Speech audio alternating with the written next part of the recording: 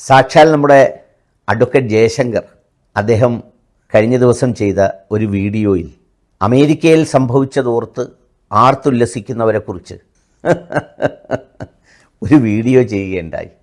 അത് കണ്ടപ്പോൾ ഞാൻ ഓർത്തുപോയത്, സയനൈഡ് ഉൽപ്പാദിപ്പിക്കുന്ന ഒരു ഫാക്ടറി ഉടമ DDT ഉണ്ടാക്കുന്ന അല്ലെങ്കിൽ അത് വാങ്ങിക്കൊണ്ടു പോകുന്ന മനുഷ്യരെ നോക്കി അവൻ്റെ വളരെ മാരകമായ വസ്തുക്കൾ കൊണ്ടുപോയി എന്തൊക്കെയോ ചെയ്യുന്നു എന്ന് പറയുന്നത് പോലെ തോന്നി. ജയശങ്കർ വക്കീൽ ഒരു നിഷ്പക്ഷനായും നീതിമാനായും ഒക്കെ സംസാരിക്കുന്നുവെന്നായിരിക്കും അദ്ദേഹത്തിൻ്റെ വിശ്വാസം. നമ്മൾ ഈ സാധാരണ മദ്യപിക്കുന്നവർ അവർ ചില ലഹരിയിലായിപ്പോയാൽ പിന്നെ അവർ ചെയ്യുന്നത് എന്താണെന്ന് അവർ പോലും അറിയത്തില്ല എന്ന് പറയുന്നത് പോലെയാണ് അദ്ദേഹത്തിൻ്റെ ഒരു സ്ഥിതി.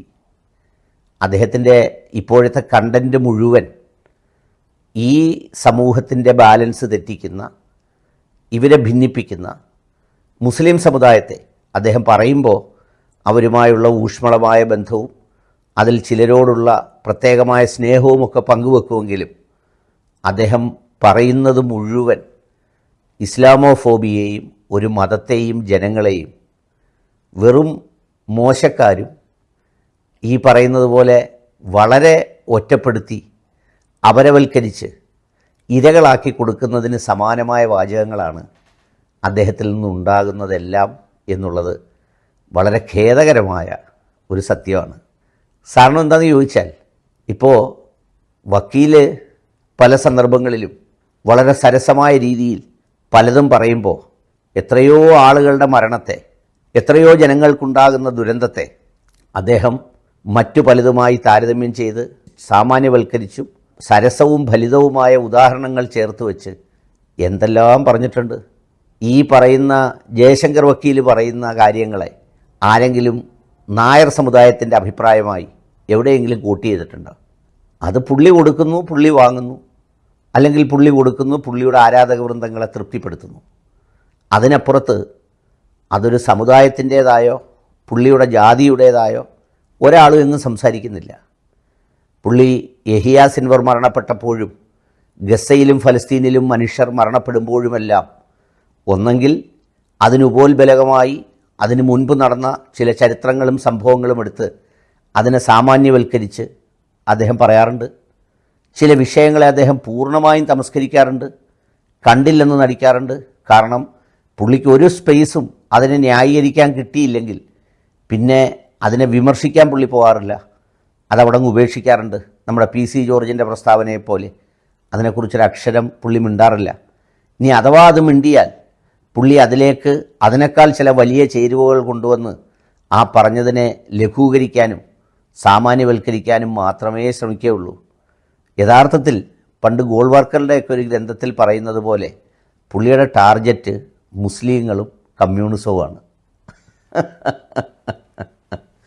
പുള്ളി ഇപ്പോൾ മെമ്പർഷിപ്പ് പുതുക്കിയില്ലെങ്കിലും അടുത്ത നാൾ വരെ കമ്മ്യൂണിസ്റ്റ് ആയിരുന്നു എന്നും അതുപോലെയുള്ള കമ്മ്യൂണിസ്റ്റ് പ്രത്യയശാസ്ത്രങ്ങളുമായി വളരെ സ്നേഹബന്ധമായ കാര്യങ്ങൾ സൂക്ഷിക്കുകയും ഒക്കെ ചെയ്യുന്ന ആളാണ് ജയശങ്കർ വക്കീലെ.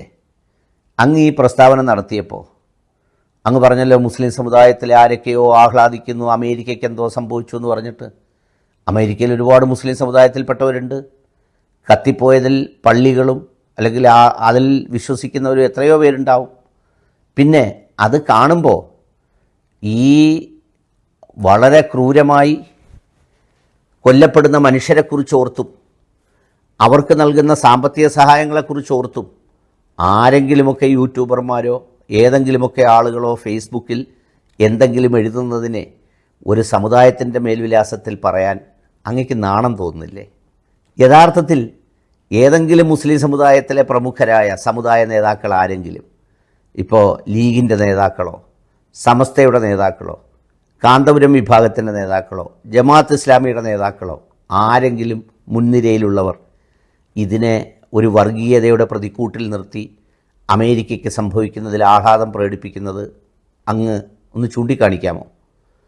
പിന്നെ കമൻറ്റുകളിൽ അല്ലെങ്കിൽ പോസ്റ്റുകളിൽ അതെത്രയോ ആളുകൾ ഈ ചെയ്യുന്നവരുടെ ജാതിയും മതവും നോക്കി ചത്തുപോയെന്നും ചത്തുപോയത് നന്നായെന്നും ഒക്കെ പറഞ്ഞ് ആരെല്ലാം എതിരെ എഴുതുന്നു, ആരെല്ലാം പോസ്റ്റ് ഇടുന്നു, അതിലൊന്നും കണ്ടൻറ്റ് കണ്ടെത്താത്ത അങ്ങ് വളരെ നിഷ്പക്ഷനെ പോലെ ഈ സന്ദർഭത്തിലും ഇത്തരമൊരു മലീമസമായ ജീർണിച്ച ദുർഗന്ധം വമിക്കുന്ന വാക്കുകളുമായി രംഗത്തിറങ്ങിയത് കണ്ടപ്പോൾ സഹതാപം തോന്നി.